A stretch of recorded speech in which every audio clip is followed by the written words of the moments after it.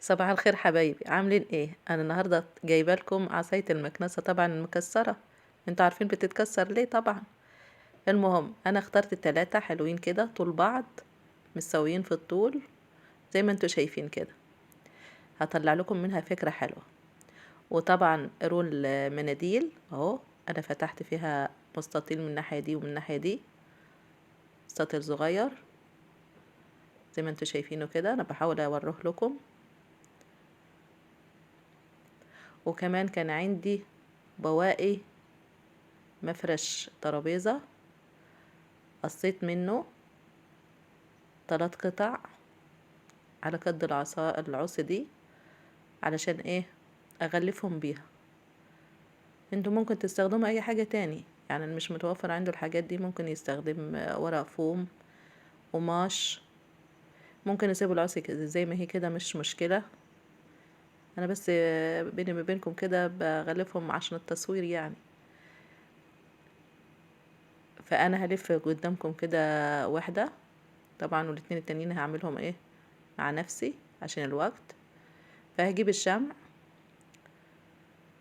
وهحط نقطة بسيطة كده، حتة بسيطة خالص، حبة بسيطة جدا، أنا طبعا عشان الشمع غالي.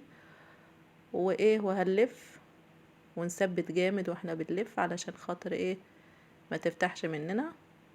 وفي اخر جزئية هنثبتها بحتة الشمع تاني، وانتهى الموضوع على كده. مش عايزين نكلف نفسنا، مش عشان نعمل فكرة بسيطة نكلف تكاليف كتيرة. زي ما انتوا شايفين انا بضغط جامد اهو، عشان ايه؟ تبقى ماسكة من غير ما احط الشمع تاني. بفضل هلف لغاية ما اوصل للاخر، وبدوس جامد عشان ما يبقاش فيه فراغات والعصاية تختفي خالص.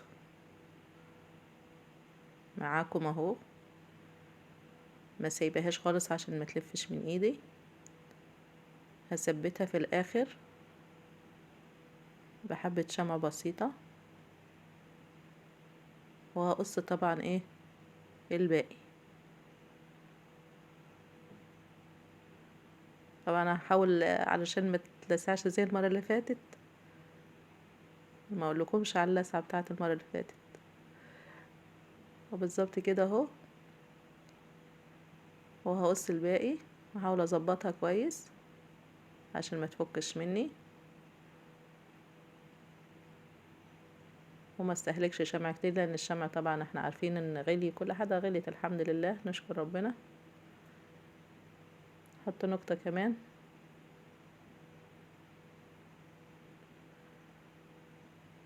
انا خلصتها كده. طبعا عشان ما اطولش عليكم، الاتنين التانيين هعملهم وهرجع لكم تاني، وكمان هلف الرول بتاع المناديل بالمرة عشان ما اخدش وقت. اهو زي ما انتوا شايفين كده لفيتهم، واقصهم قدامكم كمان. ورا المناديل كمان عملته.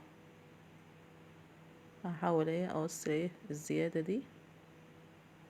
طبعا احنا قلنا ممكن نستخدم اي حاجة في اللف، ممكن قماش، ممكن ورق فوم، ممكن ورق كتب عادي، جلدة كتاب بتاعت اولادنا. ممكن نسيب العصاية يعني مش شكلها، بس المهم تكون نظيفة وشكلها حلو. ونشوف في الاخر هنطلع فكرة ايه منها. هفتح طبعا قصاد الفتحتين اللي انا فاتحاهم مستطيل صغير من الناحية دي ومستطيل من الناحية دي.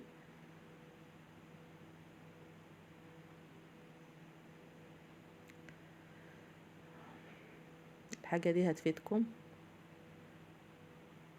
وانا بالذات هتفيدني يعني.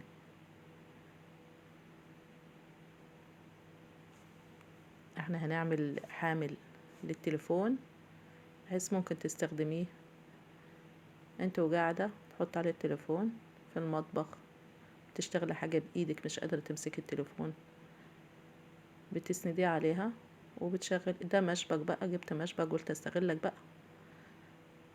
مشبكين اهم، هفتحه وهاخد واحدة من التاني، حشت المشبك الحديد اللي فيه علشان اعمل به ايه، هثبت به ايه العصي.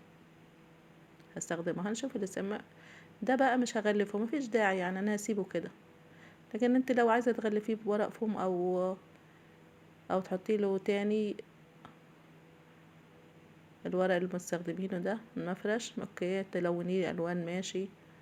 لكن انا هسيبه هو. بصراحه المشابك يعني جديده وحلوه وشكلها حلو مش وحش. فانا هلزق الثلاث عصي من فوق مع بعض بالشمع، ثبتهم مع بعض، حطهم على بعض وثبتهم زي ما انتوا شايفين.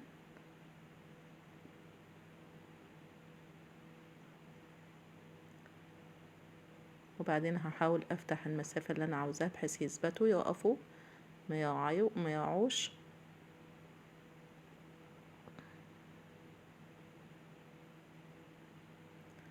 ثبتهم كده حلو. فايدة الشمع بقى ان هو بينشف بسرعة، ما يخش وقت معاكي، احسن من الصمغ والغيره. ثبتهم وشفت المسافة اللي انا عايزة افتح بيها، وهحط على المشبك شمع، وهحاول الزقهم في الجوانب حبة بسيطة شمع من الناحية دي ودي، التلات جوانب، بحيث ايه تبقى ثابتة ما تتحركش، يبقوا ايه ماسكينها.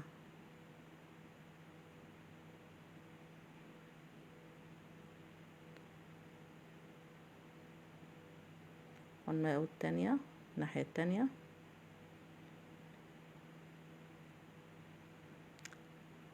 انا عايزة اوضح لكم الشكل بالطول بس ما جايبش معايا التصوير، لكن هتشوفوه بعد شوية يعني. هحاول انزله.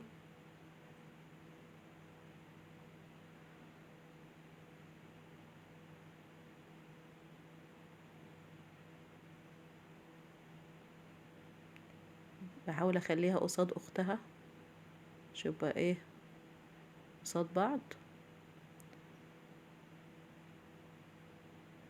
او بحاول اجيبه بالطول بس التليفون ما جايبش ايه، عشان اشوفه في الاخر انا كنت ساندة التليفون على ايه.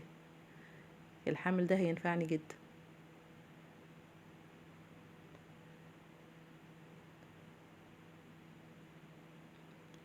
كده اهو ثبت التلاتة، الشكل كده بقى ايه ثابت معايا اهو، ما بقيش يقع ولا اي حاجة.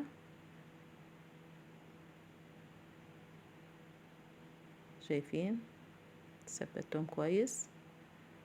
هبتدي احط بقى الرول بتاع المناديل من فوق، حطوله طبعا شمع عشان يلزق.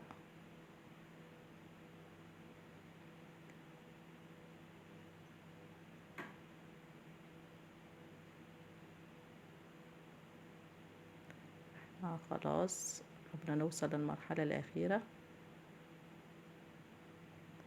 هثبتها داخلها في العصي من فوق.